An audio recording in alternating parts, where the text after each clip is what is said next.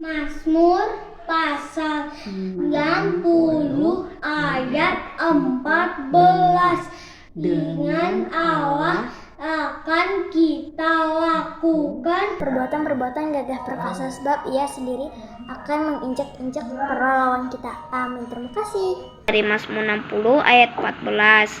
Dengan Allah akan kita lakukan perbuatan-perbuatan gagah perkasa, sebab Ia sendiri akan menginjak-injak para lawan kita. Terima kasih. Mazmur 60 ayat 14. Dengan Allah akan kita lakukan perbuatan-perbuatan gagah perkasa, sebab Ia sendiri akan menginjak-injak para lawan kita. Terima kasih. Mazmur 60 ayat 14. Dengan Allah akan kita lakukan perbuatan-perbuatan gagah perkasa, Sebab Ia sendiri akan menginjak-injak para lawan kita. Sekian, terima kasih. Mazmur 60 ayat 14. Dengan Allah kita lakukan Perbuatan-perbuatan gagah perkasa, sebab Ia sendiri akan menginjak-injak para lawan kita. Thank you, God bless you, bye.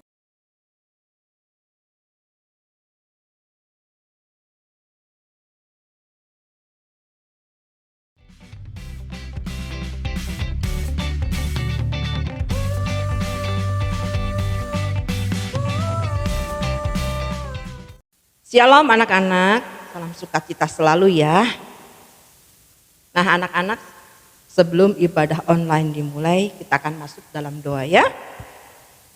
Bapa kami yang ada di dalam kerajaan surga, sungguh hati kami penuh dengan ucapan syukur karena Tuhan Yesus baik, diharakan hidup anak-anak, diberikan kesehatan dan kekuatan. Pada saat ini Tuhan urapi anak-anak dengan Roh Kudus-Mu, jamah hati mereka supaya mereka dengan sukacita mengikuti ibadah online ini. Tuhan, berkati pimpin dari awal, pertengahan hingga akhirnya, agar ibadah online ini menjadi berkat bagi kami semua. Kami sudah berdoa dan mengucap syukur. Haleluya. Amin. Anak-anak, keluarkan suaranya ya. Kita akan penuh semangat memuji, menyembah Yesus Tuhan. Karena Yesus Tuhan adalah Raja di atas segala raja, yang bertahta di atas segala pujian. Yuk, dengan semangat ya.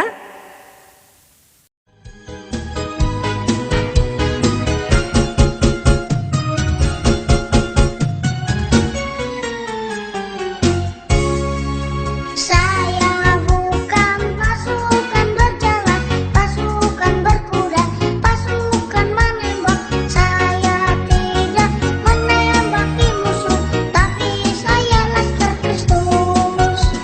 Saya laskar Kristus, ya, nah, nah. Saya laskar Kristus, ya, nah, nah. Saya bukan pasukan berjalan, pasukan berkuda, pasukan menembak.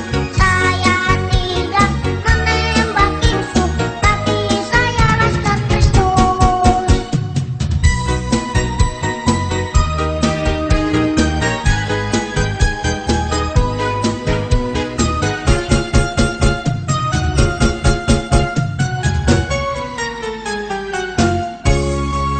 Saya bukan pasukan berjalan, pasukan berkuda, pasukan menembak.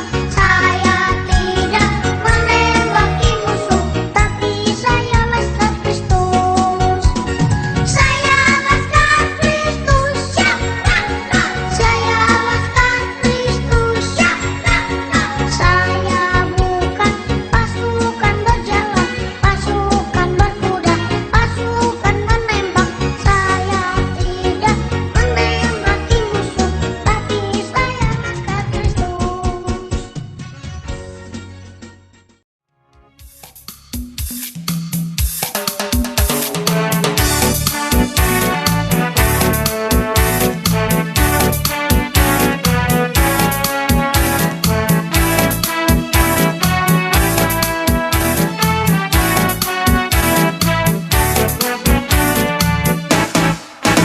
Aku pahlawan kecil, Yesus panglimaku.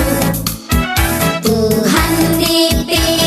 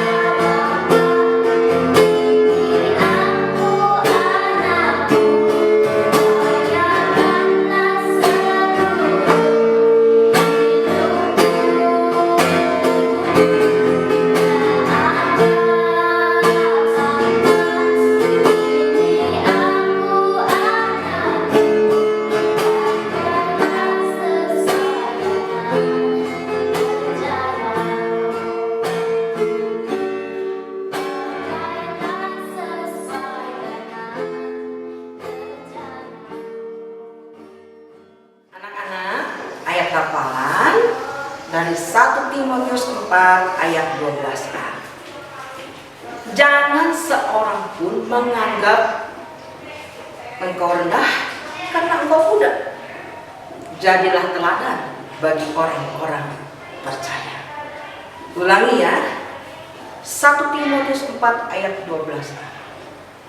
Jangan seorang pun menganggap engkau rendah karena engkau muda. Jadilah teladan bagi orang-orang percaya.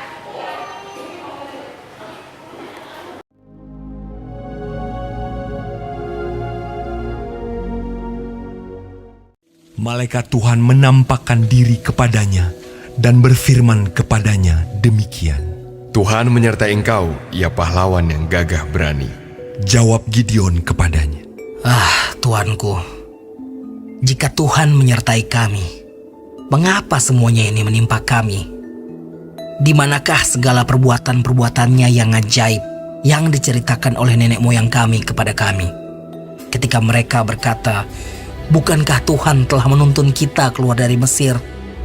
Tetapi sekarang Tuhan membuang kami dan menyerahkan kami ke dalam cengkeraman orang Midian. Lalu berpalinglah Tuhan kepadanya dan berfirman, Pergilah dengan kekuatanmu ini, dan selamatkanlah orang Israel dari cengkraman orang Midian. Bukankah aku mengutus engkau? Tetapi jawabnya kepadanya, Tuanku, dengan apakah akan kuselamatkan orang Israel? Ketahuilah, kaumku adalah yang paling kecil di antara suku Manasye, dan aku pun seorang yang paling muda di antara kaum keluargaku. Berfirmanlah Tuhan kepadanya, Tetapi akulah yang menyertai engkau.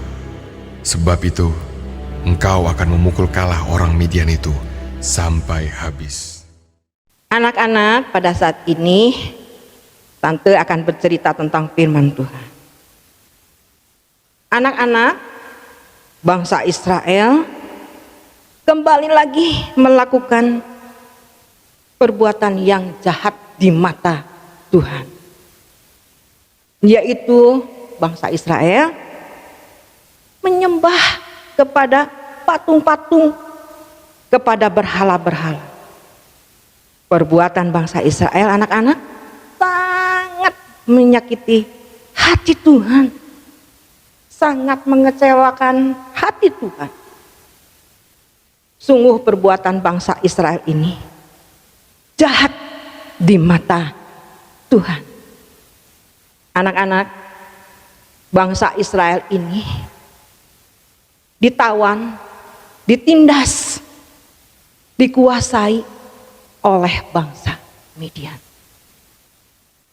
Orang-orang Midian ini, anak-anak, sangat kejam dan jumlahnya banyak sekali. Bangsa Midian ini orangnya benar-benar membuat bangsa Israel menjadi ketakutan, menjadi gentar. Jadi orang-orang Israel itu mencari tempat perlindungan. Ada yang ke gua-gua, kubu-kubu. Anak-anak, di dalam gua itu enak apa enggak? Tentu tidak, bukan? Gua itu pasti gelap, tidak nyaman. Tetapi bangsa Israel ini berlindung di dalam gua-gua. Meskipun tidak nyaman, ya terpaksa. Karena apa? Karena ingin jiwanya selamat dari orang-orang Midian. Mereka ditindas bukan hanya 1 tahun, 2 tahun, 3 tahun, tetapi selama 7 tahun, anak-anak. Kalau ditindas 7 tahun itu lama sekali. Kalau keadaan bahagia 7 tahun mungkin hanya sekejap. Tetapi 7 tahun dalam penderitaan itu akan terasa lama sekali. Anak-anak, orang-orang Midian ini, dia mengambil apa yang ada milik Israel itu diambil. Bahan makanan, ternak-ternak dimusnahkan. Dihabisi semuanya. Sehingga bangsa Israel menjadi melarat. Melarat itu miskin sekali. Bangsa Israel sangat tertekan hidupnya. menderita amat sangat. Nah, dari situ bangsa Israel berseru kepada Tuhan, "Ya Tuhan, tolonglah kami, ampunilah kami. Ya Tuhan, dengarkanlah seruan doa kami." Itu seruan bangsa Israel.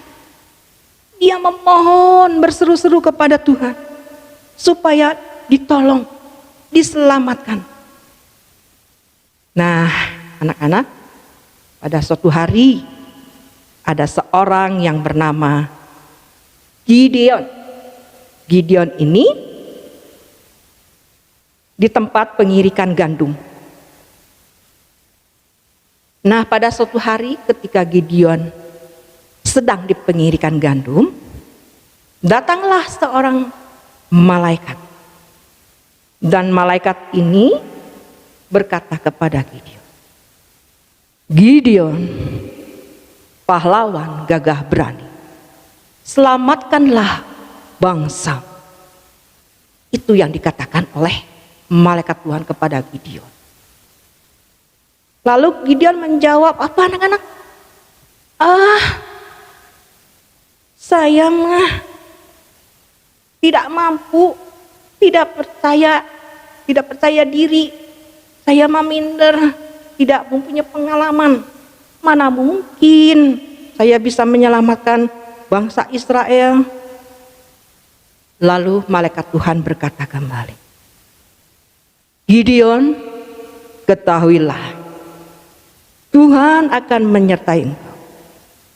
Engkau akan memukul kalah bangsa Midian." Lalu Gideon diam sejenak. Lalu berkata kepada malaikat Tuhan, "Sebentar, saya mau masuk ke dalam." Lalu Gideon ini cepat-cepat masuk ke dalam. Dia mengolah seekor anak kambing. Dan dia membuat roti tidak beraging. Dagingnya dimasukkan ke dalam bakul, kuahnya di dalam periuk, dan juga membawa roti. Lalu cepat-cepat setelah selesai menemui malaikat Tuhan. Lalu malaikat Tuhan melihat, "Gideon, letakkanlah daging itu di atas batu." Lalu Gideon juga meletakkan daging, roti. Lalu kuahnya dicurahkan ke daging itu. Lalu apa yang terjadi anak-anak? Malaikat Tuhan itu mengangkat tangan. Dengan tongkatnya dia sentuh daging itu. Apa yang terjadi? Kuasa Tuhan terjadi. Tiba-tiba anak-anak, keluarlah api, membakar habis semua daging dan roti itu. Dan setelah habis semua, malaikat Tuhan itu menghilang. Setelah menghilang, baru Gideon menyadari, wah, ternyata aku berbicara dengan malaikat Tuhan. Lalu Gideon pada suatu hari berkata lagi, "Ya Tuhan, kalau Engkau menginginkan aku sebagai perantara untuk mengalahkan bangsa Midian, bolehkah aku meminta tanda?" Lalu Gideon itu membawa guntingan bulu domba, membentangkannya di tempat pengirikan. Apa ya membentangkannya? Mungkin membeberkannya gitu ya, guntingan bulu domba itu. Lalu Gideon berkata, "Ya Tuhan, biarkanlah guntingan bulu domba ini yang ada embunnya. Tanahnya tetap kering." Lalu Tuhan menyanggupi. Pada keesokan harinya, ketika bangun pagi-pagi, wah, dia merasakan tidak sabar ya, merasakan, wah, apa yang terjadi nih? Mungkin perasaan Gideon merasakan dak-dikduk, merasakan apa betul nih ya? Bisa dijadikan perantara. Itu semua berkecamuk di hati Gideon. Lalu Gideon menghampiri, dan benar anak-anak, embun yang ada di guntingan bulu itu memang ada, basah. Lalu oleh Gideon diambil guntingan bulu domba itu, diperasnya. Wah, luar biasa anak-anak. Selain basah tapi bisa diperas. Secawan penuh airnya. Wah, luar biasa ya. Secawan penuh airnya. Gideon merasa apa? Wah, bener kalau gitu mah. Aku harus menyelamatkan bangsa Israel. Tetapi apa yang terjadi anak-anak? Gideon berkata lagi, Tuhan, jangan marah ya. Jangan murka kepadaku. Aku minta tanda lagi. Lalu Tuhan juga menyanggupinya. Dan sekarang kebalikannya anak-anak. Dia minta guntingan bulu dombanya kering dan tanahnya yang berembun. Hal itu besok pagi terjadi lagi. Waduh, dengan perasaan gak karu-karuan, dak-dikduk begitu, Gideon ini memeriksa guntingan bulu domba itu. Ternyata apa anak-anak? Benar, kuasa Tuhan dinyatakan. Guntingan bulu domba itu kering dan di bawahnya yang ada embunnya. Wah, keren ya, luar biasa. Tuhan penuh kuasa, ajaib kuasanya. Nah, dari situ Gideon semakin percaya bahwa tanda-tandanya sudah dinyatakan oleh Tuhan. Tetapi sebelum berperang, Gideon diberikan perintah-perintah yang lain oleh Tuhan. Gideon, kamu harus meruntuhkan tugu penyembahan berhala ayahmu. Anak-anak, kalau disuruh meruntuhkan tembok tugu penyembahan berhala Mesbah Baal itu tidak mudah. Pasti kalau ketahuan pasti dibunuh. Karena apa? Ini menjadi Tuhannya mereka. Menjadi kepercayaan mereka. Tetapi Tuhan menyuruh runtuhkan tugu penyembahan ayahmu. Walaupun dilakukan malam hari, tetapi Gideon ini tetap taat pada perintah Tuhan. Dirubuhkannya tugu penyembahan ayahnya ini, berhalanya diruntuh. Nah, setelah diruntuhkan, karena kuncinya ketaatan melakukan perintah Tuhan, Gideon ini bisa memenangkan bangsa Israel sehingga menjadi kemenangan dan dikalahkan bangsa Midian itu. Nah, anak-anak, Tuhan Yesus sangat mengasihi kita. Tuhan Yesus sudah mati di kayu salib, bangkit pada hari ketiga, dan menyediakan tempat buat kita. Anak-anak, Tuhan Yesus mengatakan, kamu akan menjadi anak-anak raja. Nah, anak-anak, kita sebagai anak Tuhan, kita harus menjadi pahlawan yang gagah berani. Itulah yang diinginkan oleh Tuhan. Kita menjadi pahlawan yang gagah berani. Anak-anak tidak boleh memiliki perasaan yang rendah diri. Gideon merasa rendah diri karena apa? Karena merasa muda. Dari kaumnya terkecil, dari suku Manasye. Dia merasa muda, jadi rendah diri. Tetapi kita sebagai anak Tuhan, kita tidak boleh rendah diri. Kita tidak boleh sedikit-sedikit minder. Aduh, gimana ini? Minderan itu nggak boleh. Kalau kita sebagai anak Tuhan yang gagah berani, buang sikap rendah diri itu. Anak-anak, coba lihat. Tante, aku mah pendek. Anak bisa aku jadi pahlawan. Dia tinggi. Tante, lihat. Aku mah gemuk. Dia langsing, bagus badannya. Tante, aku mah bodoh, kurang pintar. Ada juga yang ngomong, aku mah laki-laki. Mungkin dipakai sama perempuan. Ada juga yang berkata, wah, orang miskin nggak bisa menjadi pahlawan yang gagah berani. Nah, anak-anak, semuanya itu salah. Tuhan tidak melihat tinggi, pendek, gemuk, langsing, tua, muda, laki-laki atau perempuan, pintar atau bodoh. Tidak. Tuhan tidak melihat itu semua.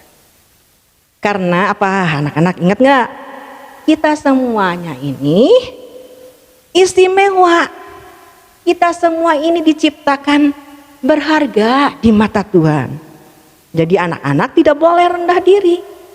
Kita harus percaya bahwa kita bisa menjadi pahlawan yang gagah berani. Karena Tuhan sendiri yang mengatakannya. Persis kepada Gideon. Gideon disebutkan pahlawan gagah berani. Begitupun kita. Siapapun kita, keadaan kita, itu tetap di mata Tuhan itu istimewa, berharga. Jadi kita tidak boleh rendah diri atau minder dalam melayani Tuhan. Nah, anak-anak, tante, kalau dalam kehidupan sehari-hari seperti apa sih menjadi pahlawan itu? Misalnya begini anak-anak, dalam keluarga dulu aja ya. Misalnya ada adik kakak, adiknya ini laki-laki, kakaknya perempuan. Si kakaknya berkata, ayo adik, kita berdoa yuk. Ah, gak mau kak, males berdoa terus, bosen. Kakak aja yang berdoa, adik mah gak mau berdoa, bosen. Lalu si kakak perempuannya berkata, ayo adik kita berdoa, karena ini perintah daripada Tuhan. Kita harus berdoa, tekun berdoa. Kalau kita berdoa berarti kita menjalin hubungan yang dekat dengan Tuhan. Oh iya, akhirnya apa? Si adik ini mau ikut berdoa bersama kakaknya. Karena apa? Karena si kakaknya jadi pahlawan. Dia memenangkan adiknya yang malas untuk berdoa. Tetapi akhirnya dia mau berdoa bersama kakaknya. Itu pahlawan dalam keluarga. Begitupun ada 2 orang adik kakak laki-laki ini. Si kakaknya berkata, atau kokonya ya, berkata, yaudah dek, kita baca buku Alkitab. Nggak mau, nggak rame, ceritanya nggak ngerti, kata si dede ini. Kata kokonya, baca Alkitab ini nanti kamu bisa mengerti. Bukan karena rame enggaknya, tapi ini Alkitab ini perkataan Tuhan. Kalau perkataan Tuhan kita baca setiap hari menguatkan iman dede dan koko, katanya. Oh iya kok, iya. Bisa menguatkan iman baca firman Tuhan, ya baca setiap hari. Nah si kokonya ini jadi pahlawan. Dedenya yang malas ogah-ogahan tidak mau baca Alkitab akhirnya mau. Nah itu ya, kokonya menjadi pahlawan. Begitupun dalam kehidupan kita nih anak-anak. Tante, kalau kita di dalam ibadah ini, kalau menjadi WL itu bisa jadi pahlawan gak? Bisa. Kalau kita berani menjadi WL, pemimpin puji-pujian, menyemangati anak-anak, itu memuliakan Tuhan. Itu menjadi pahlawan. Teman-teman yang tadi tidak berani menjadi ikut, berani menjadi WL. Itu pahlawan rohani. Pahlawan rohani, pahlawan yang gagah berani, mau mengeluarkan suara untuk memuji Tuhan. Di dalam ibadah biasanya ya kalau di rumah roti ini, anak-anak kan suka ada yang bilang, anak-anak mau bersaksi nggak? Anak-anaknya pada diem aja. Lalu di situ ada anak, saya tante, atau saya bu, saya mau bersaksi. Nah si anak ini bersaksi kebaikan Tuhan, bersaksi bahwa senang karena memiliki Tuhan Yesus sebagai Tuhan dan Juru Selamat. Setelah bersaksi dia duduk. Nah apa yang terjadi? Teman-temannya ini yang malu-malu bersaksi, saya juga tante, saya juga bu, mau bersaksi. Nah, jadi temannya yang pertama bersaksi ini menjadi pahlawan. Dia memberikan semangat dengan perkataannya, dengan tingkah lakunya, memuliakan Tuhan lewat kesaksian. Jadi teman-teman yang lain juga ikut bersaksi. Jadi menjadi pahlawan itu menyenangkan anak-anak. Pahlawan gagah berani. Kenapa Gideon bisa menang melawan bangsa Midian? Karena satu, karena Gideon taat kepada perintah Tuhan. Kenapa Gideon bisa menang? Karena Tuhan berpihak kepada Gideon. Seperti lagu pujian, aku pahlawan kecil, Yesus panglimaku. Nah, kita sebagai pahlawan kecil, kita bersyukur karena memiliki Yesus sebagai panglima kita. Kalau Tuhan ada di pihak kita, siapakah lawan kita? Tidak ada. Musuh-musuh dilibas. Seperti firman Tuhan minggu kemarin, Tuhan akan menginjak-injak para lawan kita. Kita diberikan kemenangan. Lihat, mahkota. Kalau kita menjadi pahlawan yang gagah berani, menjadi berkat, menjadi contoh, maka kita akan mendapatkan mahkota. Mahkotanya coba lihat anak-anak, indah sekali bukan? Inilah upahnya mahkota bagi anak-anak yang mau menjadi pahlawan yang gagah berani bagi Tuhan. Tidak hanya mahkota anak-anak, coba lihat lagi. Wah indah sekali ya. Kita boleh masuk ke dalam kerajaan sorga. Sorga idaman kita semua anak-anak bukan? Dan sorga ini akan kita nikmati nanti kalau kita berhasil menjadi pahlawan yang gagah berani. Mari mulai saat ini buang rendah diri. Jadilah pahlawan yang gagah berani. Maka kemenangan, berkat akan menjadi milik anak-anak semua. Anak-anak nggak boleh cuek ya. Kita harus bangkit semangat menjadi pahlawan yang gagah berani. Nah anak-anak, sekian cerita dari Tante. Kita akan sama-sama melihat videonya ya. Israel melakukan kejahatan, yaitu mereka menyembah patung.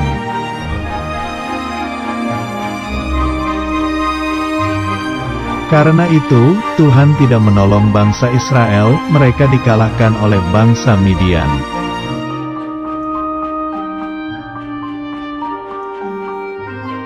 Bangsa Israel ketakutan dan mereka bersembunyi di gua-gua selama 7 tahun.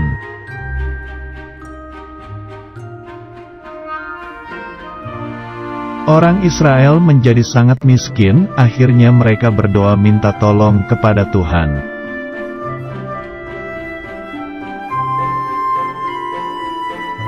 Suatu hari, ada seorang Israel yang sedang mengambil gandum, namanya Gideon.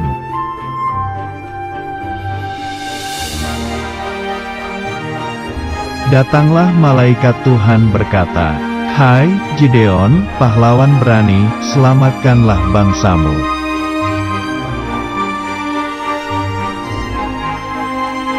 Gideon berkata bahwa dia masih muda, bagaimana bisa menyelamatkan bangsanya.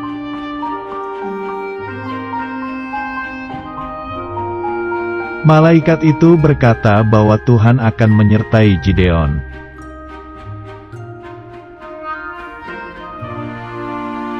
Tuhan memberikan tanda pertama kepada Gideon. Ketika Gideon membawa daging dan roti.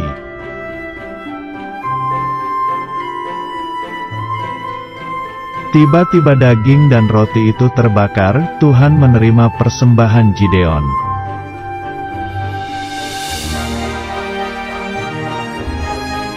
Besoknya, Gideon meminta tanda. Pagi hari hanya bulu domba yang terkena embun dan tanahnya tidak.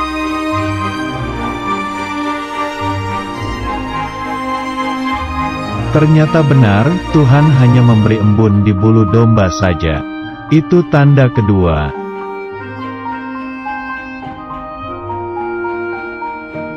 Besoknya, hanya tanah saja yang terkena embun. Itulah tanda ketiga.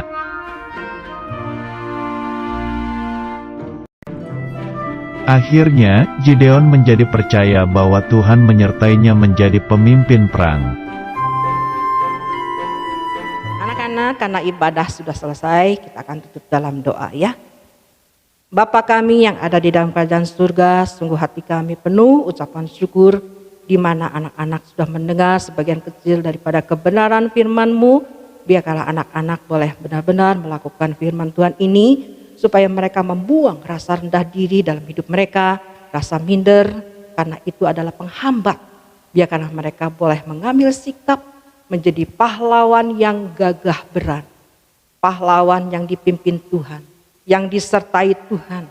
Maka Tuhan akan memberikan kemenangan kepada anak-anak. Berikan anak-anak ini menjadi pahlawan-pahlawan yang gagah berani di tengah-tengah keluarganya, di tengah lingkungan, dimanapun anak-anak ini berada, boleh menjadi pahlawan gagah berani yang diberkati Tuhan, yang diurapi Tuhan, yang disertai Tuhan. Maka kemenangan-kemenangan itu menjadi milik daripada anak-anak. Berkati kami semua tim Rumah Roti di sini. Diberkati juga bagi bangsa kami Indonesia. Diberikan kesehatan, kekuatan kepada rakyatnya, supaya mereka tetap mematuhi prokes meskipun sudah dalam keadaan landai. Ajarkanlah juga berdoa untuk Presiden kami, Jokowi, kesehatan, kekuatan, hikmat, kebijaksanaan memimpin bangsa ini. Berkati juga bagi kehidupan semua anggotanya, MPR-nya, semuanya melakukan tugasnya dengan maksimal, dan Tuhan sertai mereka. Terima kasih Tuhan, Tuhan sudah memberkati ibadah ini. Dalam nama Tuhan Yesus kami sudah berdoa dan bersyukur. Haleluya. Amin. Tuhan Yesus memberkati.